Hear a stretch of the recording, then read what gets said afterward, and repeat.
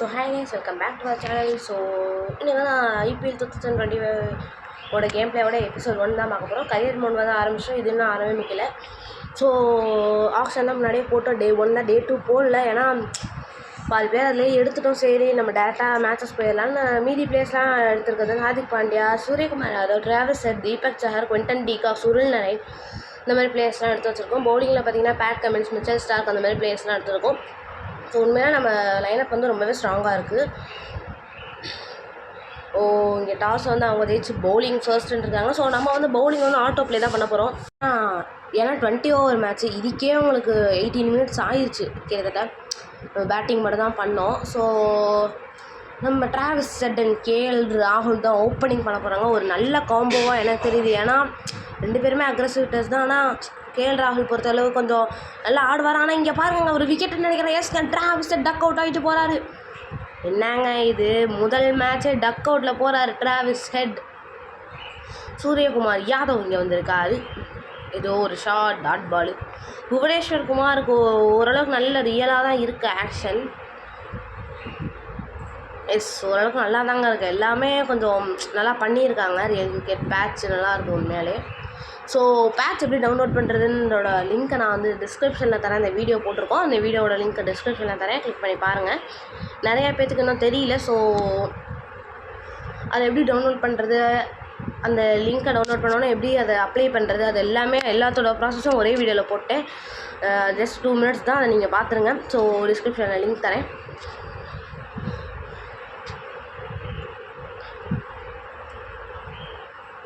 என்னங்க பேட்டில் படலை, பட் சின்ன சின்ன பக்ஸ் இருக்குது. லைக் அம்பையர்லாம் வந்து ஒரு ஃபிங்கரை காட்டுறதுக்கு போல 4-5 ஃபிங்கரை காட்டுறாரு. அதெல்லாம் வந்து பக்ஸு. ஸோ இங்கே செமையான ஒரு ஷார்ட் பேக் ஃபுட்டில் சரியான ஷாட்டுங்க. ஜஸ்ட் அந்த இன்ஃபீல்ட் தலைக்கு மேலே அளவு தான். ஜஸ்ட் அந்த சைடு ஆளே இல்லை, அதனால தான் அந்த சைடில் அடிக்கிறது உண்மையிலே நல்லா இருக்குங்க. இங்கே பவுண்ட்ரி போயிருக்கு. சரியான சென்சிபிள் டச் ஃப்ரம் KL ராகுல். ஒன்றுமே பண்ணல, சும்மா கிளைட் மாதிரி தட்டி விட்டார் பால். அதுக்கே பால் போயிடுச்சு. நல்ல லென்த்து மெயின்டைன் பண்ணுறாங்கங்க SRH போலர்ஸ். பட் இங்கே என்னாம மட்டைக்கு அடிச்சிருக்காருங்க. கிரவுண்டட் ஷார்ட்ஸில் பேக் ஃபுட்டில் இந்த மாதிரி ஷார்ட்ஸ்லாம் இப்போ தாங்க நான் பார்க்குறேன். என்னாமா ஷார்ட் 6ன்னு நினைக்கிறேன். இது இல்லைங்க, ஒரே ஒரு பவுன்ஸ் 4. அதே மாதிரி ஆடியன்ஸ்லாம் கொஞ்சம் அவங்க வந்து கொஞ்சம் கலர்ஃபுல்லாக மாற்றிருக்காங்க. பார்க்கும் போதே தெரியுது. நார்மலாக ரியல் கிரிக்கெட் 20 இருக்கிறதும் இப்போ இந்த பேட்சில் இருக்கிறதும் கொஞ்சம் கலர்ஸும் கொஞ்சம் நல்லா பண்ணியிருக்காங்க. ஸோ ரியல் ஜெர்சிஸ் எல்லாமே உண்மையிலே சூப்பராக இருக்குது. இந்த ஒரு பேட்ச் அப்டேட்டு, இந்த பேட்சே நல்லாயிருக்கு. இன்னொன்று பேட்ச் அப்டேட் வேறு இப்போ கொடுத்துருக்காங்க, ரியலி குட். ஸோ அகெயின் அதே இடத்துல அதே பவுண்ட்ரிங்க, சரியான ஷார்ட் பிளே காமிச்சிட்டு இருக்காருங்க சூரியகுமார் யாதவ். இன்னொரு பவுண்ட்ரியா இல்லை, ஜஸ்ட் டபுள் தான் போகும். இங்கே நல்ல பார்ட்னர்ஷிப் போயிட்டுருக்கு சூரியகுமார் யாதவ் அண்டு KL ராகுல்.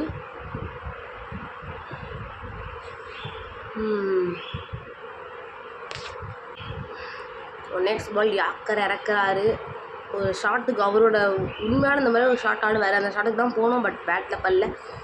2 பாலும் பேட்லேயே படலைங்க. என்னங்க இது. எஸ், இங்கே நல்லா பேட்டில் பட்டிருக்கு. பட் ஜஸ்ட் டபுள் தான்.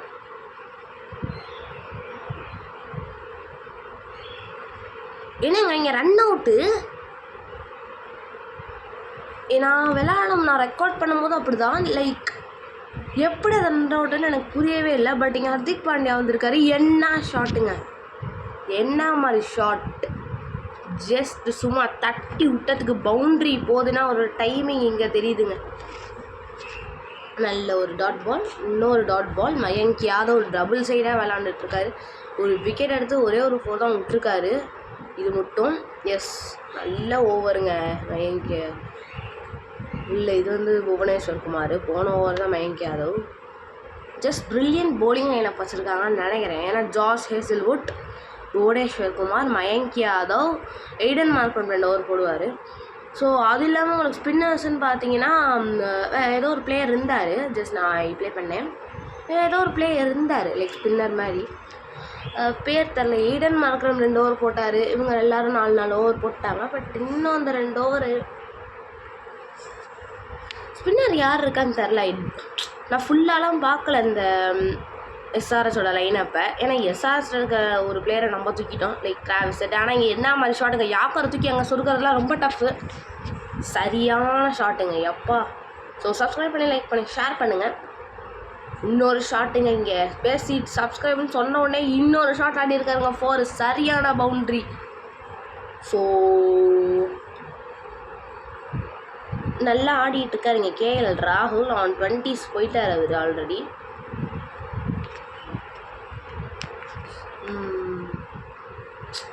நான் எக்ஸ்பெக்டே பண்ணலைங்க. ஹர்திக் பாண்டியா, கேஎல் ராகுல், Pat Cummins, Mitchell Starc, Suryakumar Yadav, Deepak Chahar கூட இட்ஸ் ஓகே. பட் இவங்க எல்லாரும் வந்து உங்களுக்கு சிஎஸ்கே டீமில் விளையாடுவாங்க. நான் டிட் நாட் எக்ஸ்பெக்ட்.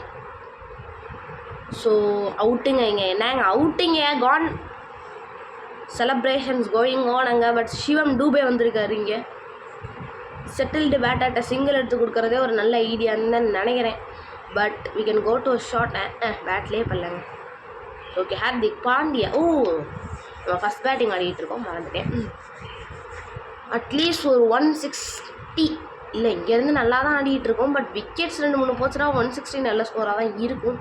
இங்கேருந்து பார்த்தீங்கன்னா 180 ட்ரை பண்ணலாம் டெஃபினட்டாக தான். நம்ம எவ்வளோ பாருங்கள், எய்டன் மார்க்கம் போடுறாரு ஃபஸ்ட் ஓவரு. ஸோ இதெல்லாமே இன்னொரு ஒரே ஒரு ஸ்பின்னர் இருந்தாங்களா ஞாபகம் இருக்குது. ஜஸ்ட்டு மிஸ்ஸுங்க, விக்கெட் கீப்பர் பிடிச்சிப்பார். ஏதோ ஜஸ்ட் மிஸ்ஸில் போச்சு, இல்லைன்னா நேரத்துக்கு கான் ஹர்திக் பாண்டியா குன்ஃபு. ஸோ டெஃபினட்டாக உங்களுக்கு இந்த வீடியோ பிடிச்சிருக்குன்னு நினைக்கிறேன். சப்ஸ்கிரைப் பண்ணி, லைக் பண்ணி, ஷேர் பண்ணுங்கள் டெஃபினட்டாக. ஸோ என்ன ஷாட்டுங்க, ஹர்திக் பாண்டியா அடித்த ரெண்டு 4மே லைக் சென்சிபிளாக ஆடி இருக்காருங்க. ரொம்பலாம் பெருசாக தூக்கிலாம் அடிக்கல. பட் சரியான டச்சில் இருக்கார். ஜஸ்ட்டுங்க அவுட் ஆகியிருப்பார் போன பால். எய்டன் மார்க்கம் இங்கே செமையாக ஒரு லென்த்தில் போட்டுக்கிட்டு இருக்காரு. எனக்கு புரியல, எய்டன் மார்க்கம் தான் வந்து போடுற அளவுக்கு நம்ம வச்சுட்ருக்கோம். ஸோ டெஃபினட்டாக ஒரு பவுண்ட்ரி அடிக்கணுங்க. அந்த ஓவர் நோ பவுண்ட்ரிஸ் இந்த ஓவர் பேசி லைக் அந்த இடத்துல நம்ம ஆடினோடனே எங்கள் ஃபீல்டரை வச்சுட்டாங்க. ஸோ டூபே இன்னும் கொஞ்சம் சென்சிபிளாக தான் ஆடிக்கிட்டு இருக்காரு. ஏன்னா அங்கிட்டு நல்ல செட்டில்டு பேட்டர் இருக்காங்க. நம்ம எதுக்கு தேவையில்லாமல் அவுட் ஆகிட்டு இருந்தால் ஆடிக்கிட்டு இருக்காரு ஃப்ரம் டூபே. லைக் பட் என்ன ஒரு வருத்தம் தான். பட் லைக் சிஎஸ்கேனாலே ஜடேஜா, ருத்து அந்த மாதிரி இருக்கணும். பட் அந்த மாதிரி பிளேயர்ஸ் நம்மள்ட்ட இல்லைன்னு நினைக்கும் போது தான் சம்திங் ஒரியிங். லைக் ஜடேஜா, ருத்து மட்டும் நாச்சும் எடுத்துருக்கலாம். லைக் ஜடேஜா, ருத்து, டூபே, தோனி இந்த 4 பேர் அட்லீஸ்ட் இருந்திருக்கலாம். பார்த்தீங்கன்னா இஸ் ஆல்சோ ஓகே அப்படின்லாம். பட் இவங்க 3 பேர் இல்லாதது.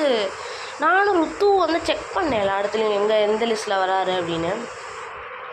வரவே இல்லை அவர், ஏன்னு தெரில எனக்கு. ஸோ ஓகே, ஜடேஜா வந்து எங்கேயோ போகிறாருங்க.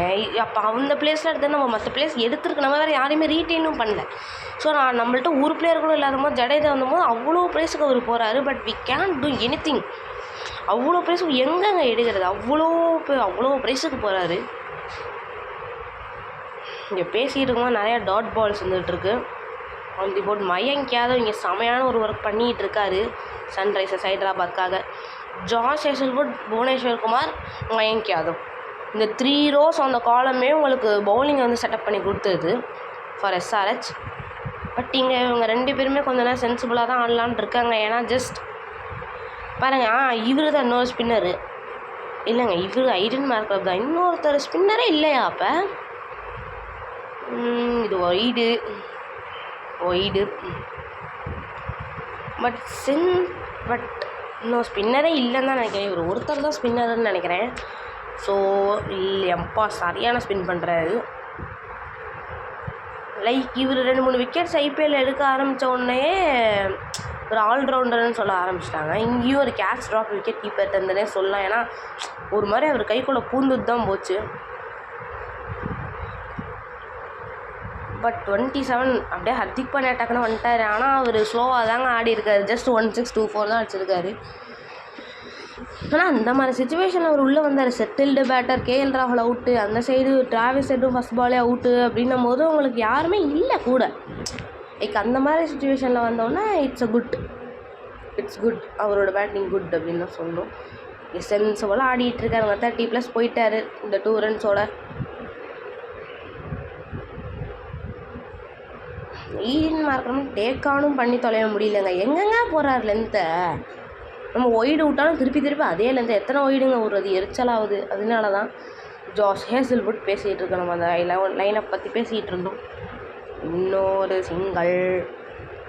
டூபே வந்து என்ன பண்ணலாம் டூபே வச்சு அப்படின்னு ஒரு யோசனை.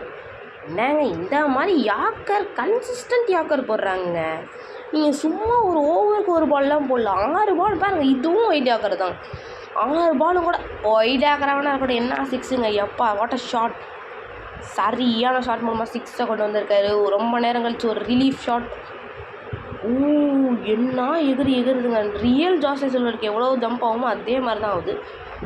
எய்டன் மார்க்ரம் என்னங்க இவரெல்லாம் இவ்வளோ லென்த்து மெயின்டைன் பண்ணுறாருங்க. Can't believe it. ஆனால் ஆல்ரவுண்டர்னு ஒத்துக்கலாங்க. ஏன்னா இந்த மாதிரி ஒரு இது பண்ணும்போது நீங்கள் டெஃபினட்டாக ஒரு ஆல்ரவுண்டர்னு ஒத்துக்கணும். 39 இருக்கார்.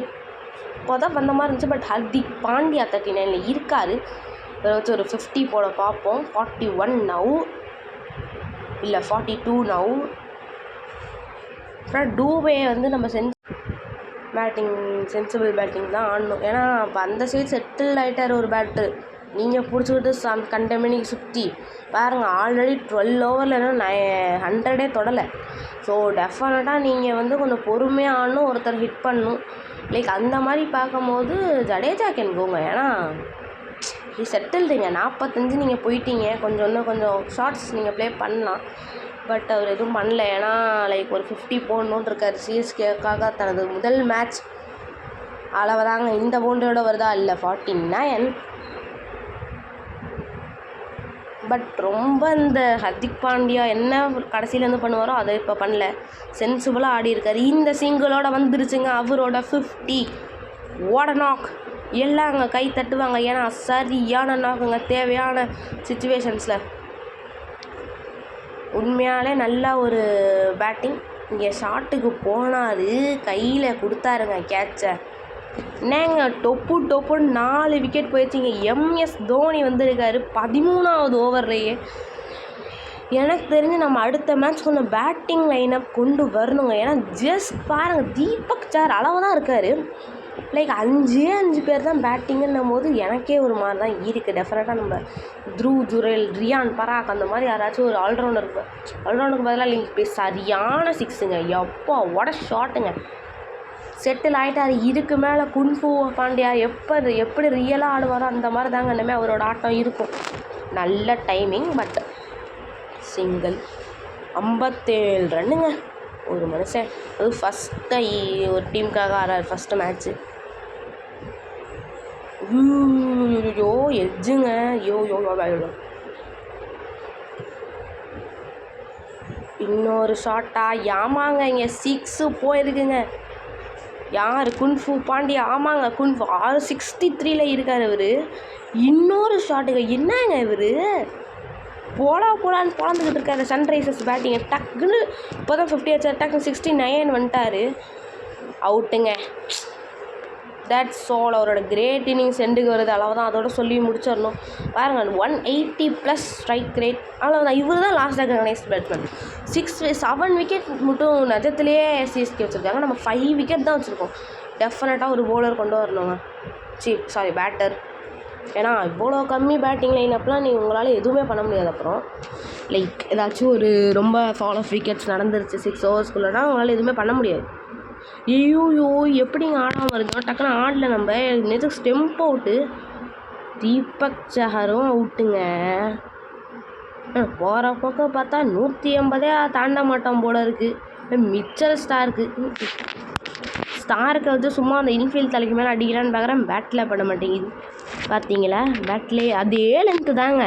ஒரு தடவை டாட் பால் வந்துருச்சுன்னா அதே லென்த்து தான். மாற்றுறதே கிடையாது. லியம் லிவிங்ஸ்டன் இவரை தாங்க சொன்னேன்.